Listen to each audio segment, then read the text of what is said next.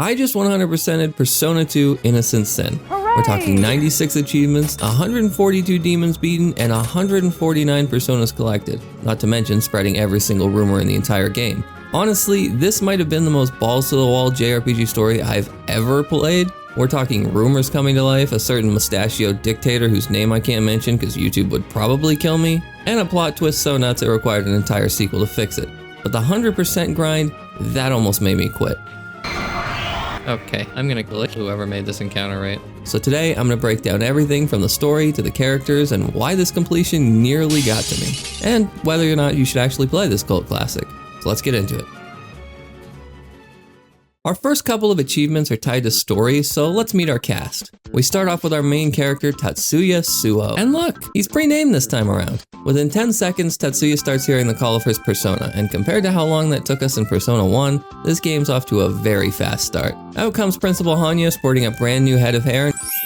Ooh, shiny. Do you remember back to Persona 1? He was the hated vice principal of St. Hermelin. Here, however, he's full on the main principal and he's well respected, which instantly lets us know that something ain't right. He says something about resonance and then says he'll let us alone, which, you know what? Sure, let's go with that. We're tossed into gameplay after that, and it's time to find our teacher for counseling. After exploring the school, we find Miss Ideal. She's the Japanese history teacher and definitely remember her face for later. Heading back to the bike racks, we do find our actual teacher, and guess what? It's another familiar face from P1. Miss Seiko is our teacher again. She asks us a couple of questions, and out pops our first party member, Lisa Silverman. Lisa gets pretty overlooked in the Persona 2 cast, but I think she's actually got a pretty solid character arc. She's a bit overshadowed by our other female lead, but even so, nice introduction to our lover's Arcana in this game. Lisa tells us about some dude from a rival school sending us a challenge note and tears the emblem off our uniform since apparently it's cursed. The note mentions that they're holding someone from our school hostage, so Tatsuya uses his main character aura and takes Lisa with him to go kick some ass, which nets us our first achievement, aptly named Lisa Silverman. We arrive at Sumaru Prison where they're keeping our classmate Cozy hostage, though honestly, she kinda seems pretty chill about it.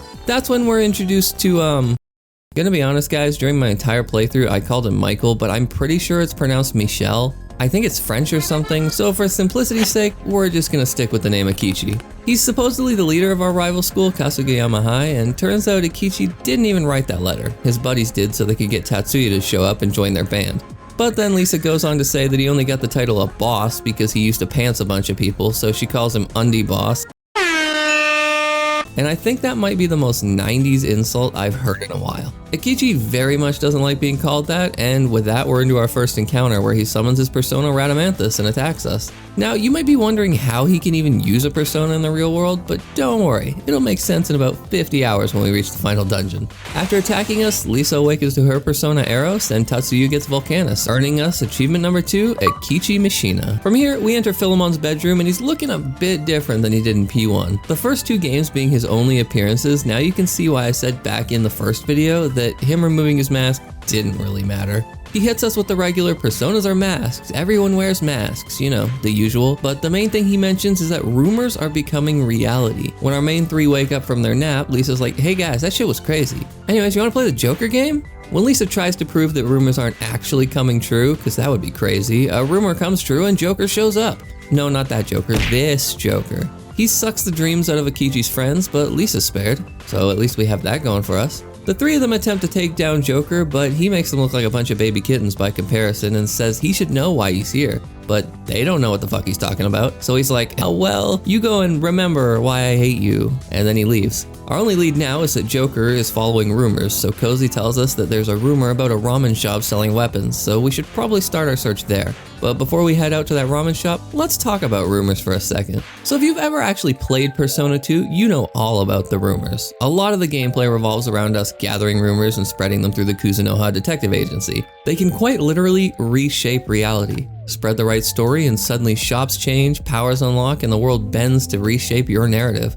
Well, rumor has it, there's a streetwear brand called Project Orochi that Okay, hear me out. Won't grant your deepest desires through collective belief, but it will level up your fit, and honestly, looking good is its own kind of reality-bending power. Project Orochi is a streetwear brand made by players for players that reimagines fan-favorite titles like Dark Souls, Elden Ring, and Cyberpunk in a contemporary, fashion-first way.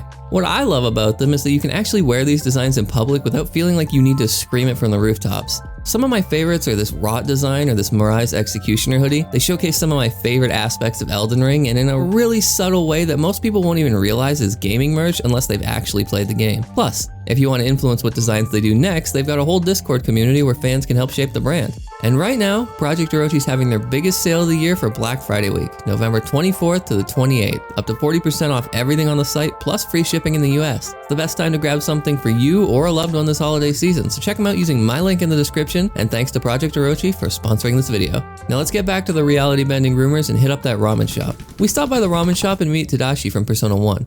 He and Tamaki are actually working at a detective agency now, and he's looking into that weapon rumor too. So he ends up letting slip that the password to get the weapons is a secret dish, so we make a break for the detective agency to see Tamaki all grown up and meet Chief Todoroki. Now, Chief Todoroki might just seem like any other NPC just here to spread your rumors, but 10 years before the events of Persona 2, there was a game called Devil Summoner in the timeline. And in this game, there was a guy named Kyoji Kuzunoha. He died and got possessed by that game's protagonist. So why am I telling you this? Well, Kyoji Kuzunoha's spirit is actually the one inside Chief Todoroki's body. Man, I love random lore like that. The chief offers to spread the rumor about the weapons for a price, and we net achievement 3, gossip. We get our starting gear and Cozy comes in saying that she's got some big news. Good news, everyone! Apparently, our principal was seen with someone in a mask, so it's back to school we go. When we arrive back at school, everyone's kind of freaking the fuck out, all because the broken clock on the top of the school started to run again. Miss Ideal is very concerned because this clock stopped when a teacher died up there defending students, and it was rumored that when the time started to run again, the world would end. Also, this girl's face melts like she just opened the Ark of the Covenant. We rush into school to finally get reacquainted with Demon Negotiation. It's seen quite an improvement from Persona 1, but when we have to do this well over 100 times, it kind of stops feeling like it's been improved at all. We don't need that music. Also, isn't she like 16? Seducing a big slime, like a little slime demon. Whoa! Don't do that. Back in Persona 1, we focused on putting everything into dexterity, but here in P2, we're still gonna lean heavy into dex, but we're gonna add a bit of vitality to the mix. We'll also be pumping up our luck stat, but we'll have to wait on that until we start underage gambling at the casino again. I end up grinding here to learn some fusion spells, which I should probably explain because they're pretty important to Persona 2. So P2 actually has this cool mechanic where if you line your characters up in a certain turn order and cast certain spells, they'll combine into a stronger spell. This is Persona 2's bread and butter, and it means we're gonna basically be using no single character spells through the entire playthrough. They aren't needed for achievements, but I got every single one anyway because I don't know, I hate myself. Eventually, we reach the principal's office, and out of nowhere comes our next two party members. Maya Amano, one of the most beloved characters in Persona 2, and Yukino from Persona 1. Yukino didn't get much screen time in P1 since she was locked to the Snow Queen route, but here she's with us for most of the game. Maya ends up showing off her persona Maya. Yes, I get that it's confusing, and Yukino shows off hers, but then something weird happens. Tatsuya, Lisa, and Eikichi get super emotional, like they remembered something that they can't quite figure out. Keep that in mind, it's pretty important. With Yukino and Maya joining us, our party is now a full 5 members strong, and we get the last party-related achievement. After we tell the two what's up, Yukino suggests we destroy all the emblems in the school that we can, which involves us breaking the clocks. But before that, our next achievement requires us to take down our first rumor demon. To do that, we need to stop by Class 2B and talk to this dude here, and he tells us he saw Hanako the toilet demon. Yukino's like, hey, I know that one. I love when she mentions being from P1. Now that we've talked to the kid though, we head to Kuzunoha to spread the rumor. This is the basic runaround for every demon rumor in the game, and most of the rumors we'll get later on. So I won't mention it every time, just know that we'll be coming here a lot. Once it's spread, we head back to school and run around till we find her. Honestly, if Persona 1 and 2 ever get the remakes they deserve, please get rid of random encounters. You really don't understand just how shitty they are until you pick up an old JRPG. Rarno! Random encounters were the standard for JRPGs in the 90s. Ika, I've been fighting slimes for 20 minutes. Luckily though, a lot of bosses in P2 aren't immune to status effects, so we can kinda cheese Hanako here with the Stun Claw fusion spell we got earlier. We put Hanako to sleep and take her down nice and easy for achievement number 5, flushed away. Heading down to the school courtyard shows a little bit more of the rumors becoming reality when the statue of our principal starts to walk. Neat! We break all the emblems around the school and Yukino and Miss Seiko get reacquainted. Then it's up to the clock tower to stop our principal. There, we'll find both Joker and Principal Hanya, who tells us he made a wish to master Joker for a full head of hair and to be beloved by all his students. Big fat phony! After some villain monologuing, Hanya grabs a comically large wrench, like seriously, look at that thing, and we begin our fight. Using our fire fusion spells, we don't even really need to end up healing in this fight and just kind of auto-battle our way through. Yeah, the remakes of P2 on the PSP are kind of known for being pretty easy, but damn, that was more than easy. Beating him here actually nets us 2 achievements, one for the boss and one for beating him on hard mode. This will be the case with all the main story bosses from here, so I'll only mention it this time. After Hanya goes down, the emblem inside the clock tower falls and Hanya jumps after it. Yep, he dead. No, he's totally fine. He's definitely alive. Telling this girl here he survives actually does change a few things later in the game, so sure. Let's gaslight her. From here, we need to track down some rumor mongers. These guys are NPCs who will feed us rumors throughout the entire game. First up will be this homeless guy in the park who tells us about weapon and armor shops. Then off to Gotten Sushi, where Eikichi gets yelled at by his dad, and we meet another returning character from Persona 1, Toro. You guys remember Toro, right? No? Well, how about now? He needs some milk! Afterwards, we'll make our way to Yumizaki's Peace Diner and meet Chikarin for a couple more rumors. We're going to be talking to these 3 quite a bit whenever rumors show up, but there is 2 more rumor mongers we have to wait till later to find. She directs us over to Club Zodiac, where apparently some Kasugeyama High students have been hanging around. Turns out they've replaced Eikichi as their leader with this dude, Hiroki, and he's the one who spread the rumor about the Seven Sisters emblem being cursed. Cozy's here too, probably in trouble, so that's just another thing we have to worry about. After we're introduced to Anna, who Yukino sees a bit of herself in, Eikichi runs off to confront them after hearing Cozy's real name, Mayabi Hanakoji. But first, I make sure to go pick up our next rumor about the club being a maze. Then we leave to go spread those rumors and grab our next achievement. This one's gonna require us to put 100 yen into this cat statue. Why didn't I grab this earlier? Shut up. Here, we spread rumors for entering the sweepstakes and unlocking the casino. After picking up some sweepstakes magazines and entering, we move on to the casino for some gambling. I spent way too long on the blackjack table here, but eventually we're able to get enough casino coins to pick up the Styx card for summoning Charon later, along with the Vitality and Luck source items. These are what I hinted at earlier. By equipping them, we'll get +1 to whatever stat the item says whenever we level up. And by putting the luck source on Tatsuya, we'll have max luck by the end of the game. Finally, one last thing before we move on with the story, it's time for our first Velvet Room visit. We're gonna meet Nameless and Belladonna here, who are actually the ones making the Velvet Room theme song in the background. I like to headcanon myself that even though we don't see them in future games, they definitely continue to be the ones making the Velvet Room theme in the background. They were probably the ones doing it in P1, we just couldn't see them. Now, the Velvet Room works a lot differently than it did in P1 or even the future games. There's no fusion here. Instead, we negotiate with demons and make them eager to get spell cards, just like we did back in Persona 1. Except this time, with those cards, we can use them to summon demons, as personas. To make this a little easier, we also meet the demon painter who can turn free cards into any arcana. We get those free cards by forming pacts with a demon, then raising their eager meter. It sounds more complicated than it is, trust me. We grab a pixie as our first persona summon, and then it's off to Zodiac to save Eikichi and Cozy. We have 3 more achievements coming up, but they're all story related, so nothing too crazy. Though before we dive in, I decide now would be the perfect time to collect 10 Fool cards we'll be needing going forward. And let me tell you, this was the most RNG bullshit I dealt with in this entire playthrough. You need to make demons eager, hope that they ask you a question, get them to 2 points eager, 2 points angry, and then pray that they give you a card. With save states, this is manageable, but without them, I was ready to do a kickflip off a building, y'all. And to top it off, you don't just have to do this once. We needed to do it 10 times. Seriously, whoever designed this system is a straight up asshole. If save states make it easier, then you should use them, Dingus. I can't use save states in hardcore mode. Sounds like it's really true. Why are you even here? I don't know.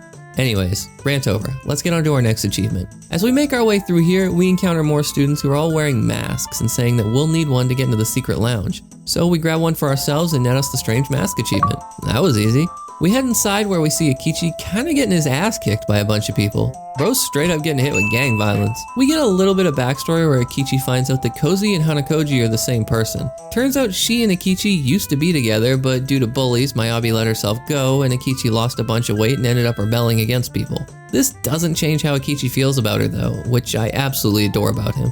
Here, we've got a choice that actually affects Eikichi's ultimate persona. For the achievement, we gotta make the wrong choice first and then reload our save, just like we did in P1. Then we gotta pick the correct one. Doing this will net us the We Got This and the You Got This achievements. The boss fight isn't too special, and you only get it if you choose to step in and help Eikichi, which is the wrong choice. We can take him down the same way we took down Hanya though, just spam fusion spells. But after reloading and picking the correct choice, Eikichi shows off his badassery by quitting as the leader of Cuss High and taking some knife swings to the gut before decking this motherfucker in the face. Watch out, watch out, watch out, watch out! Meaning no boss fight this time. Eikichi admits that he fucked up, but he accepts that. Mayumi runs off, afraid of letting Eikichi see her the way she is now, and the guy Eikichi just punched gives us our next lead. Turns out the Emblem Curse rumor started because of their student council president. So it's off to Cuss High for us. We search around the school for quite a while, asking the other students where our target is, and eventually we'll make our way to the basement where we find this big ass door. Eikichi and Lisa hear the student council president on the other side, and using their combined one brain cell, rush straight through. We of course follow after them because if we don't, they're probably gonna die together. And what do you know? It was a trap. It's a trap! Turns out what they heard was just a walkie-talkie, and now we're stuck here with a rumor circulating that nobody's ever found the exit. Nice job, guys. This dungeon is honestly pretty ass because it's literally just one big loop. We have to make 3 entire laps around here, all while being pestered by demons, until our party finally comes up with a way to escape. Eikichi lets us know about a rumor where one person did actually escape using a mirror, which Lisa promptly breaks. Nice. Tatsuya ends up having a flashback here to when he was a kid where we see him with his best friend Jun and find out where Tatsuya got his lighter that he's always flipping around. Jun gave it to him. The two of them exchange gifts while looking at wedding dresses in a shop window, which, yeah.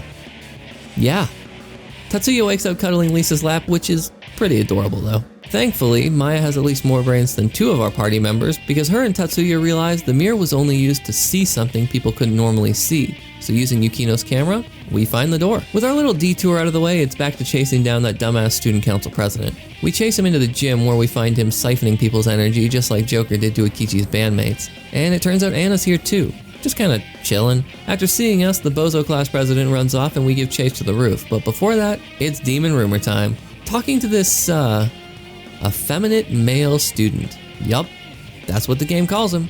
It was the 90s after all. He'll let us know that he saw Bukimi and needs proof of it, so we spread the rumor and get to searching. She's literally the same boss as Hanako was, except now we have stronger spells, so nothing really worth mentioning about this one. Beating her gets us the Flushed Away Again achievement. Up on the roof, we find the bastard who's been giving us the runaround, and like a lot of P2 bosses, this is another fight where we can just set some fusion spells, take him down with auto battle, and net ourselves the President Down achievements. Yasuo, the student council president we just beat, explains that anyone who joins the mass circle must present ideal energy to its leaders. Lisa and Eikichi are kinda confused since they've been both dreaming about this mass circle being a kid's game. Before we can all get into that little fact though, one of the mass circle leaders shows up and Yukino instantly knows it's Anna. And then here comes another one calling himself King Leo who wastes no time incinerating Yasuo right in front of us, which absolutely terrifies Maya. Yeah, P2 really doesn't fuck around. Before leaving, he calls Tatsuya the Cursed Star and Maya the Witch, leaving us just as confused as our main 5 party members probably are.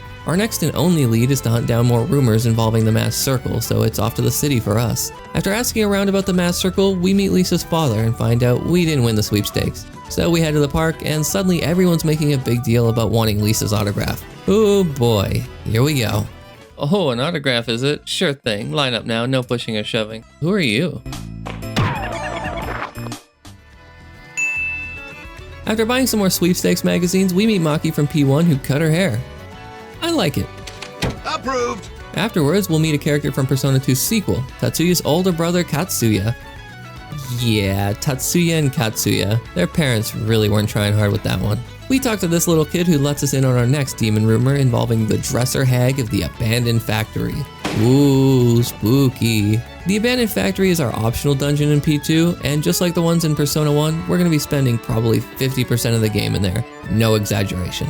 We get the next achievement, High Doggy, by painstakingly putting 10,000 yen into this dog statue, 100 yen at a time. Thanks, Atlus. I hate it. Time to cross 3 more off our list though. We end up meeting our next rumor monger, the fortune teller, and get our fortune read, for Forewarned is Forearmed. Then it's off to Kuzunoha, where we witness domestic abuse of an anime boy on another level I've never seen before. Why'd you keep it a secret? Come on, give me an autograph. Autograph, autograph, autograph, autograph, autograph, autograph. That's enough, you goddamn nitwit. Oh, domestic abuse. Oh, in my Persona game?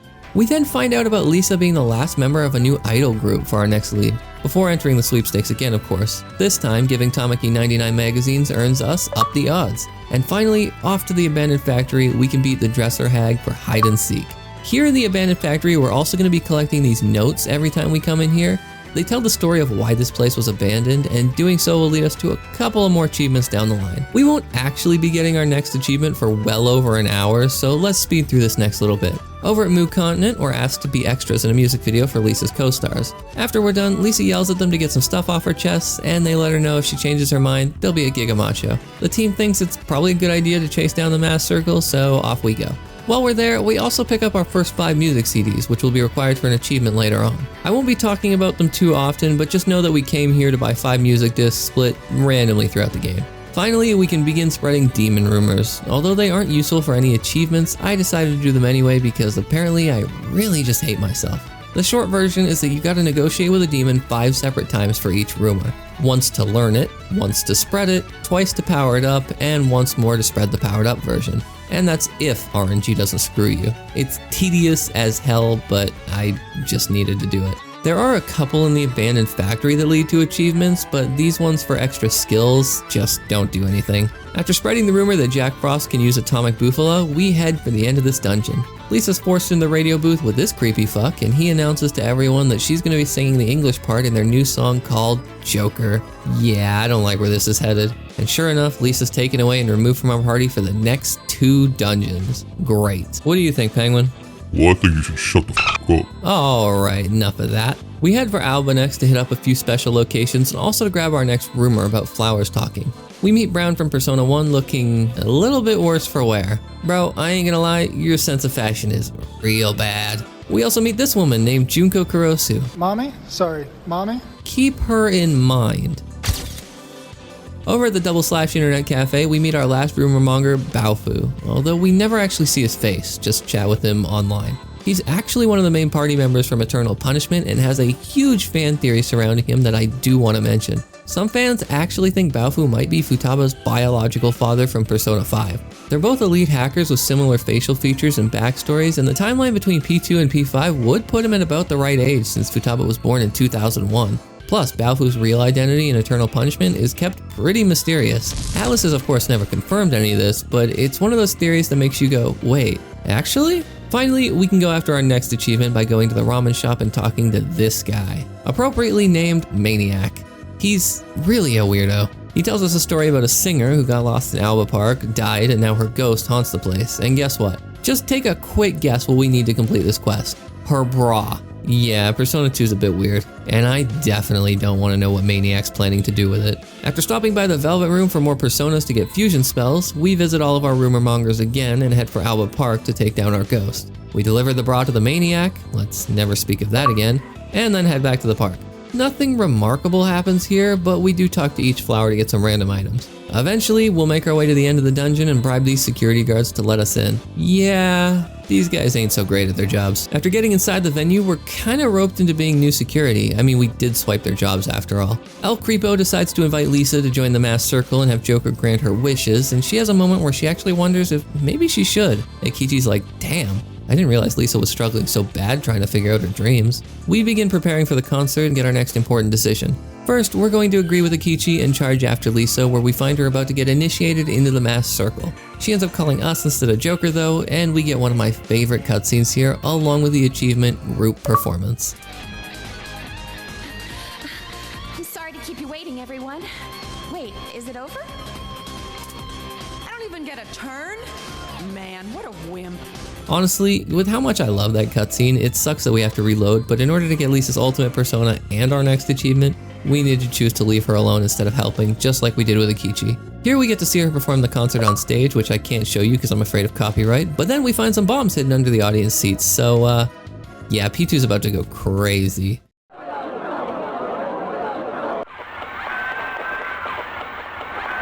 We then find out El Creepo is Prince Taurus. Say what? Another Mass Circle leader. And yeah, he's canonically a alpha. Persona 2 really doesn't pull any punches with how dark it gets. King Leo shows up again like he's been doing lately and tells us more about his Missouri plan. And Prince Taurus turns Lisa's friends into shadow men just like what happened to Eikichi's buddies. We make a dash to find the detonator to stop these bombs from going off and end up finding it in a locker along with a hint to the next bomb site. We move, but not before, well, this.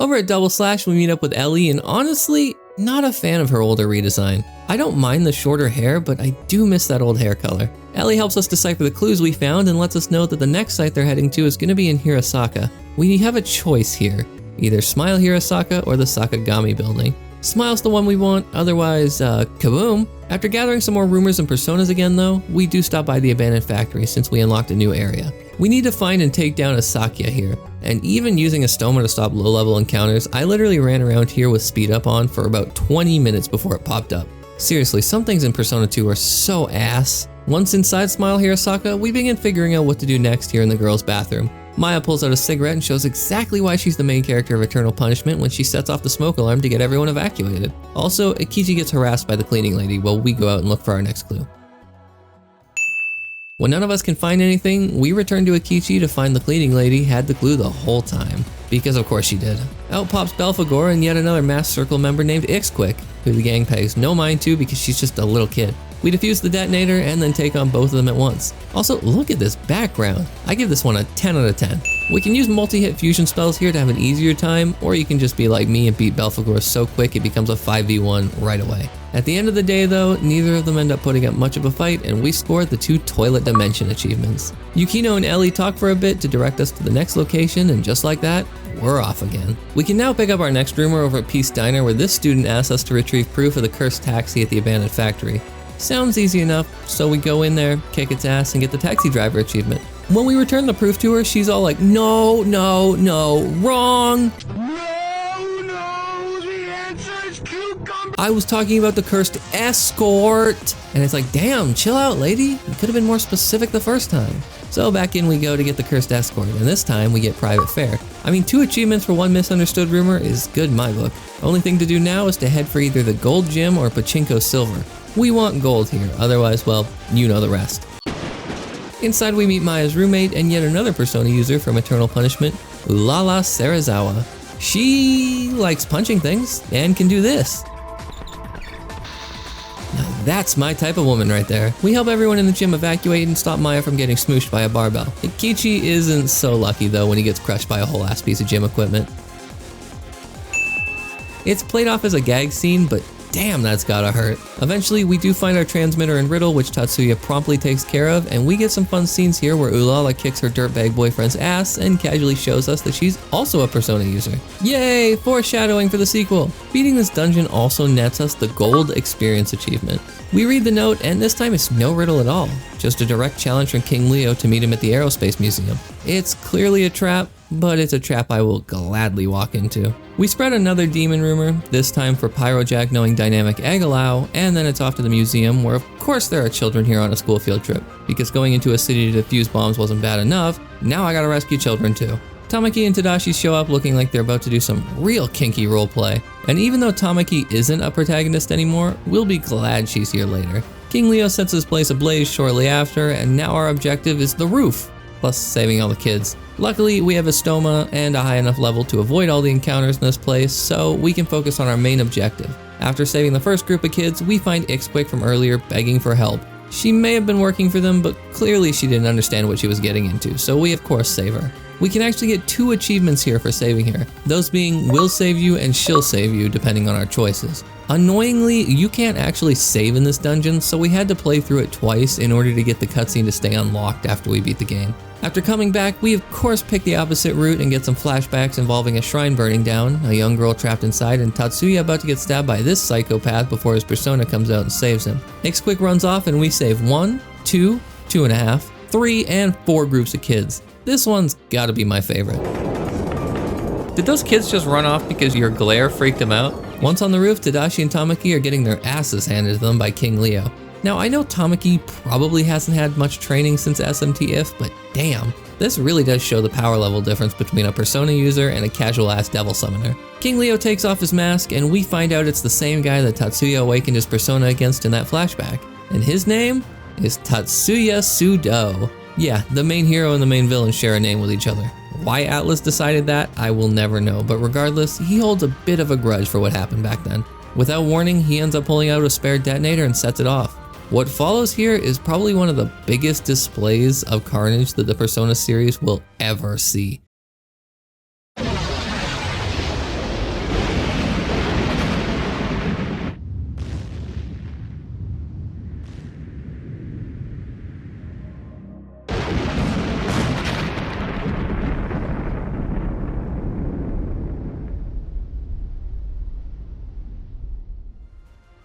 I would love to see the darker themes of P2 return in P6. Like sure, there's some dark stuff in future games, but this is on another level. Just when you think there's about to be a boss fight though, bro falls through the floor.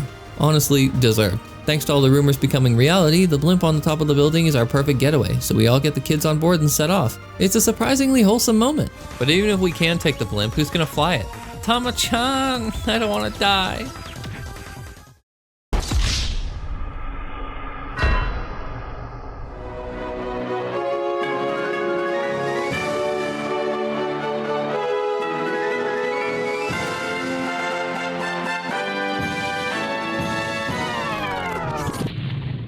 Son of a bitch! And to make matters worse, guess who's somehow on board? King Leo himself. Why won't you die, nanomachine son? Now we get our boss fight. After all the times he's made himself central to the plot, you'd think this would be tough, but honestly, it's not. All we have to do is set some water fusion spells and walk away to go make a sandwich. After returning, he's done for and we claim the Lion King achievements. Even with him done for though, what are we gonna do now? Oh come on, isn't it obvious? We're gonna jump out of this blimp without any parachutes and hope 3 teenagers and 5 adults is enough to carry all these kids to safety. Now I'm sure Personas can provide some manner of safety, but that's still a huge drop into the ocean while carrying children. You know what? Never mind, I'm not even gonna question it. Once we're safely back on the beach, we find out there's a rumor that we're the ones who blew up everything. Great! Thankfully, we can use all these small children to spread our own anti-rumor and get back to Kuzunoha safely. Before that, however, we gotta make sure to talk to this random NPC on the map to get the rumor for Kuchisake Onna. Definitely don't want to miss that one. After making our way to Kuzunoha, we find our friends and Miss Ideal who's yelling about something called the Last Battalion.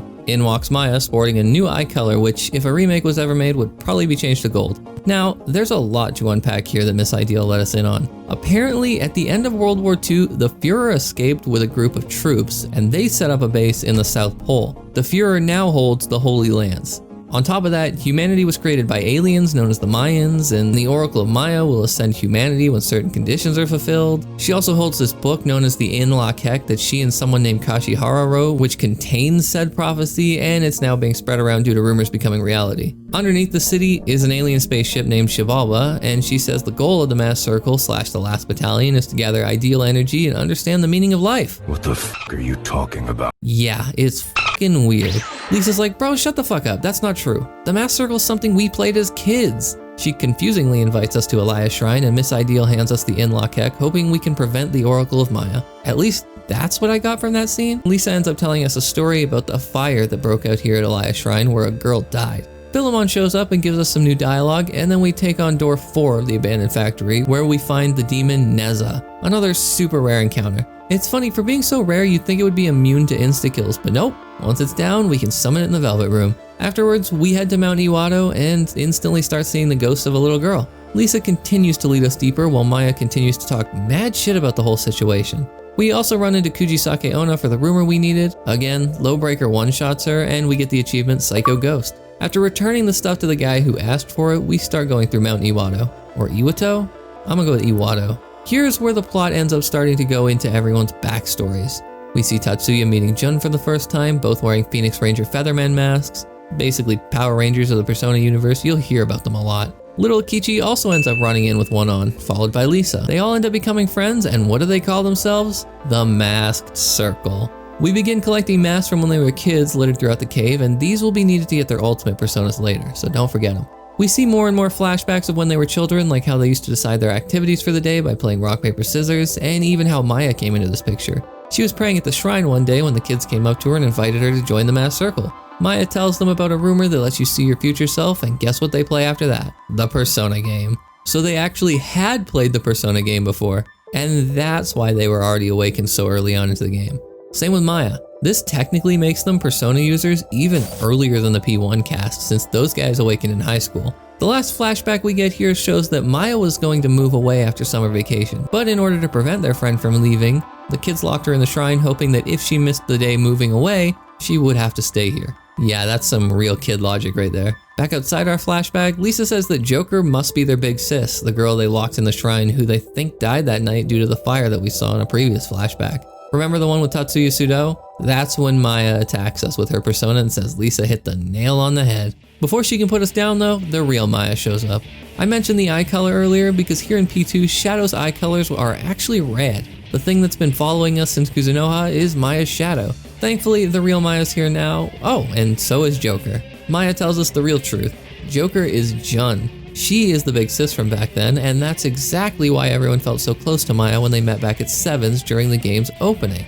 Shadow Maya is probably the hardest boss we faced up to this point. I actually have to end up using a few healing spells during this fight, but luckily there is a healing spell in Persona 2 that's exclusive to this game, and it's kinda OP. It's called Medea Mai, and it'll let us heal every single time the turn ends. Thanks to that, and spamming triple charge every turn, we come out on top in no time. Funny how Maya is one of the only characters in the series who doesn't accept her shadow.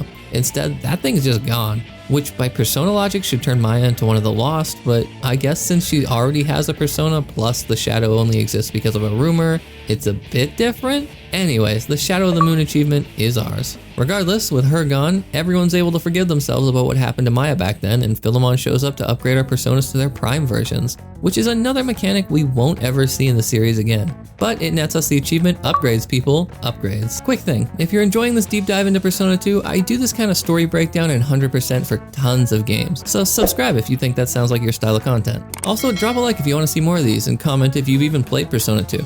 Who's your favorite character? And I guarantee most of you will say Maya. Regardless, let's get back to our regularly scheduled demon murder. Just outside the shrine, we look to the sky to see a bunch of guys parachuting down from planes, and guess who they are? That's right, it's Suizan. Everyone hide your grandpa. Not like the story could get any weirder. We get a call from Miss Ideal that we need to get to Caracol and stop them, but Yukino begins to worry because that's where her boyfriend is. Time for us to hurry. After getting some more personas and taking our sweet time in the abandoned factory, sorry Yukino, we finally make our way to the mountains. We end up getting two choices here, either to break through or to go around. Each leads to an achievement, so I go with the go around option first. You have much less encounters up here, but it'll be much more tedious because it's an area where you have to pick the right direction to go, otherwise you'll just be teleported all around the place. Super frustrating, but by getting to the end of it, we'll earn the achievement, The Endless Path.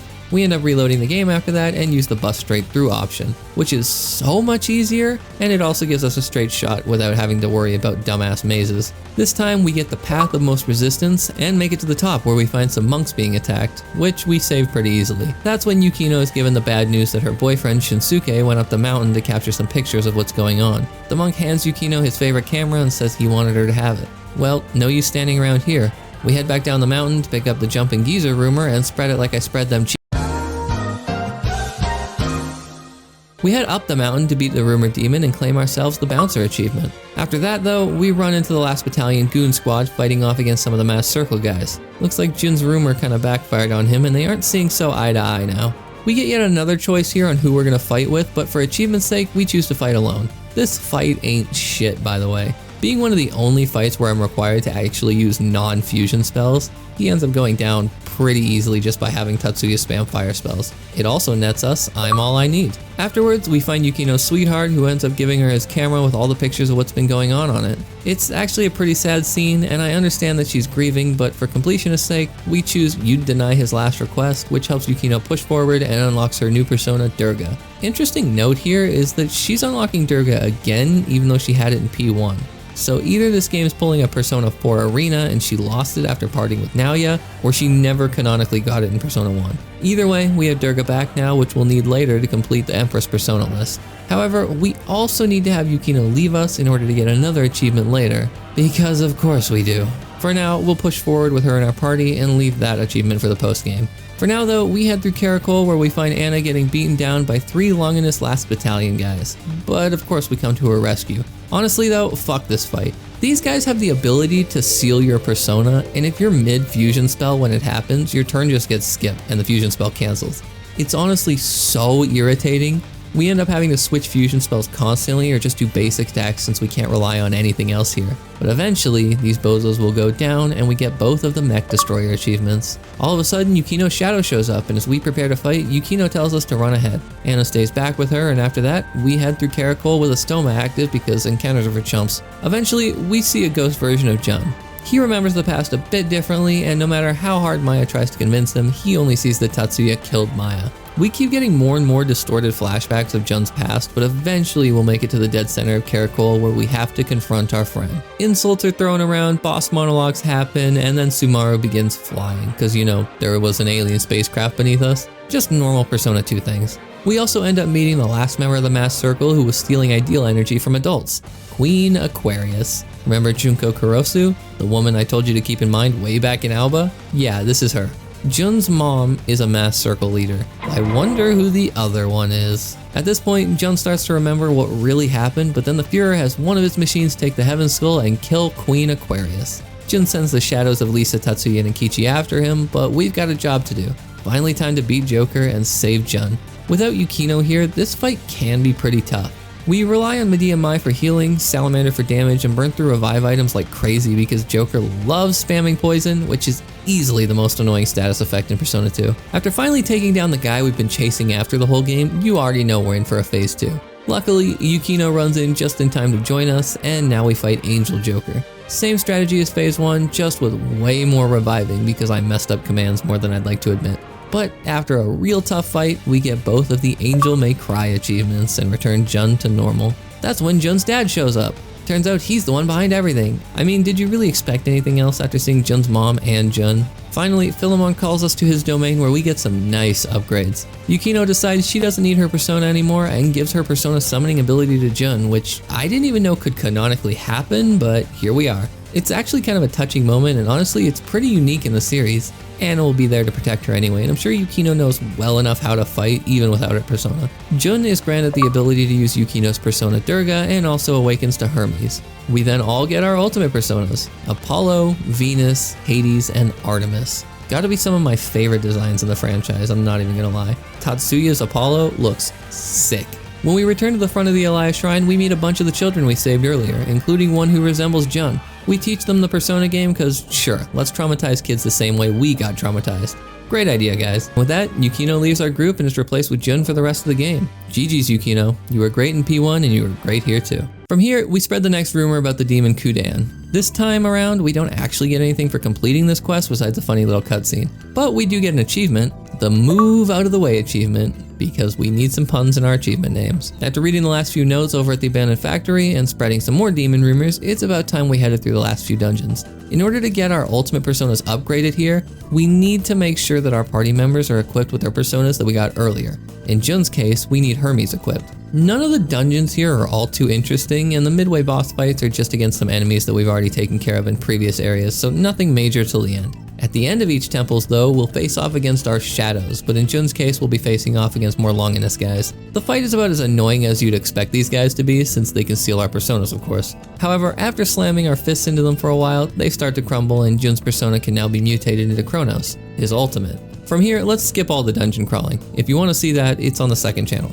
Let's talk about the important stuff instead. In the Scorpio Temple, we run into Eikichi's shadow along with Mayavi, who's just joined the Masked Circle to lose all that weight she put on. No matter how much Eikichi's shadow tries to antagonize him though, Eikichi stands his ground and says Mayavi is his girl. Eikichi's honestly such a Chad. This is honestly the toughest fight out of all the temple fights, since he can nullify most of Eikichi's moves and also charm us, so we have to worry about that. I mainly end up spamming our ultimate persona moves, and eventually he'll relent and join Eikichi like a moment out of Persona 4.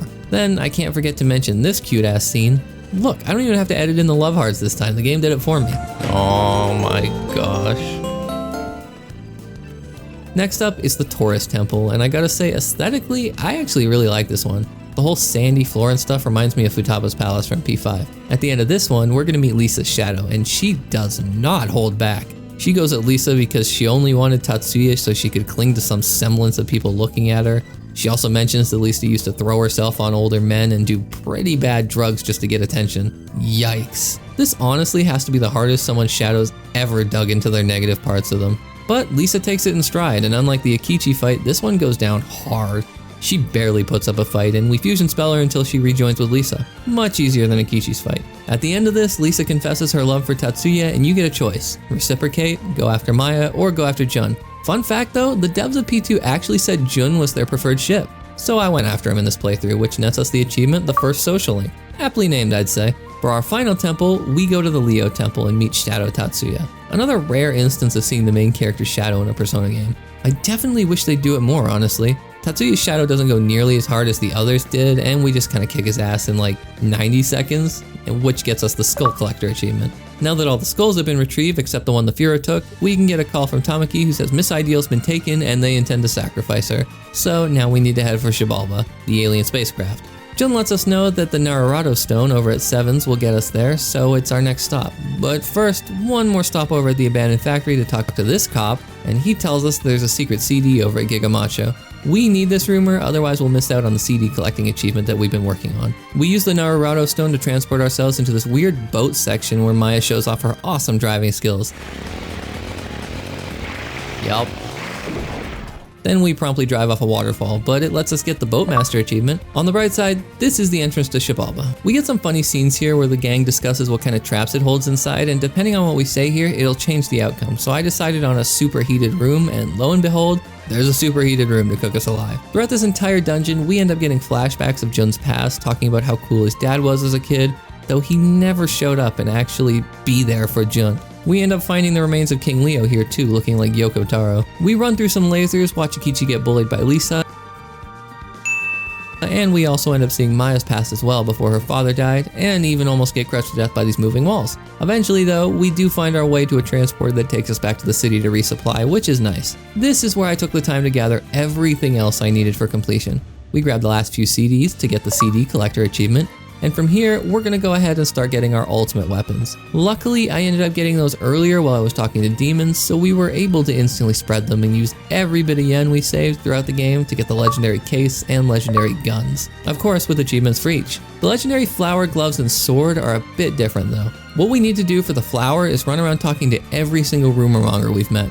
Once we have the rumors for the flower, we can spread it in a way that actually lets Maki from P1 get it. She'll end up giving us the flower for free, so go Maki. This nets us not only the achievement for the legendary flower, but that was our last rumor, so we get the achievement for spreading every rumor in the game. I did skip over quite a few of them, but hey, I hit the important ones. After this, I go ahead and summon every single persona I could at this point, of course leveling to 99 in the process. Doing this gets us a huge 26 achievements for each Arcana. We have one last stop to make before finishing the game, and of course, it's the abandoned factory.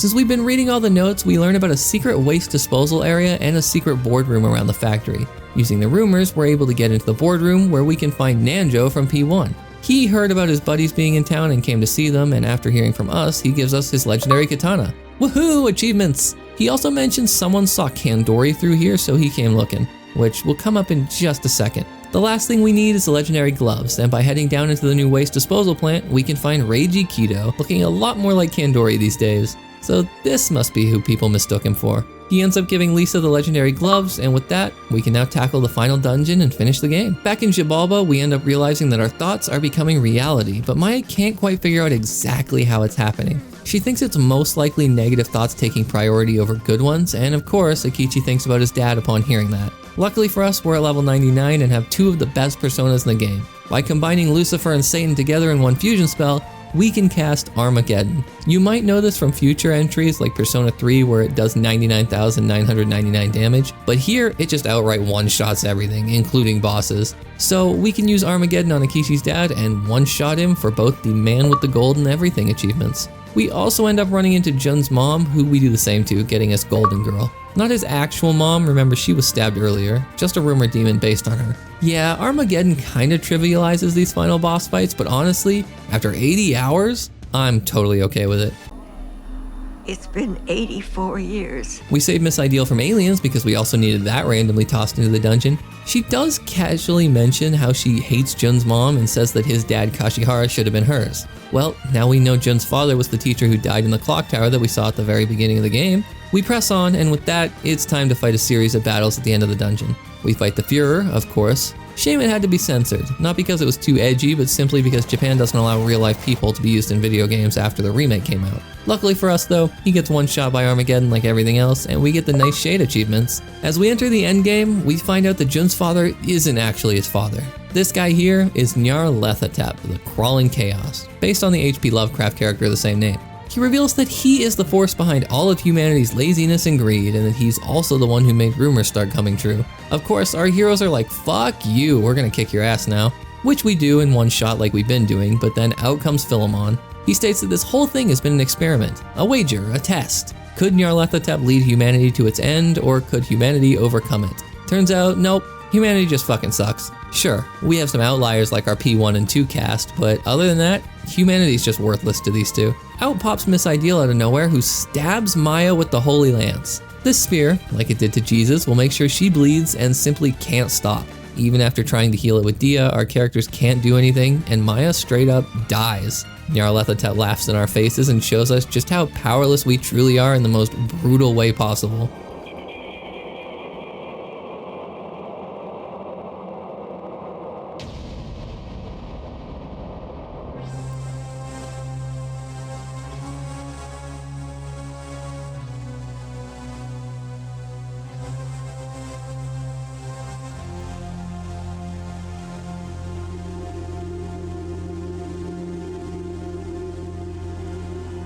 We see the planet literally get wiped from existence, like most mainline SMT games. Everything this game put us through was for nothing. The bad guys win and we lose. Not gonna lie, this ending genuinely made me upset when I first played P2, and honestly, it's the biggest slap in the face, go fuck yourself moment in the entire series. It genuinely hurts to watch. Our party asks Philemon if there's anything they can do, if there's any way to undo all this, and he gives them one option. While he can't directly interfere with the outcome, he can remove the day they met from time itself, since that's the day everything began to, spiral out of control. This would give them all a second chance at the cost of their friendship and their memories. They all agree. This will bring Maya back to life after all, and they believe that no matter what, they'll meet again. They promise to never forget, but in the end, this is the only solution they have. As the others leave, Tatsuya's left with Philemon, who asks if there's anything we need to say to him.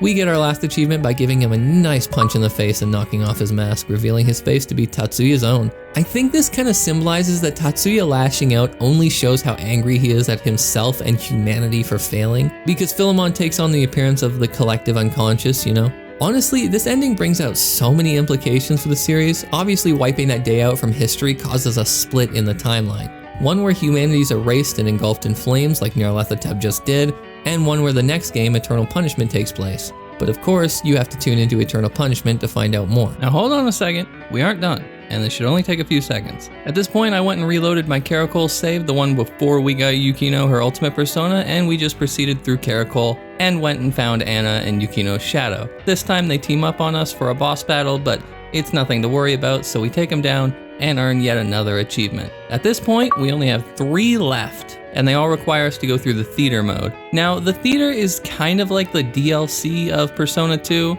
There's a bunch of side stories you can take on where you go into the old high schools from previous games like SMT If and Persona 1, but as far as I know, none of it's actually canon, so I'm just gonna speed through this. We complete the first one, the second one, and of course the third one, which finishes off Persona 2 Innocent Sin. That's every single achievement possible.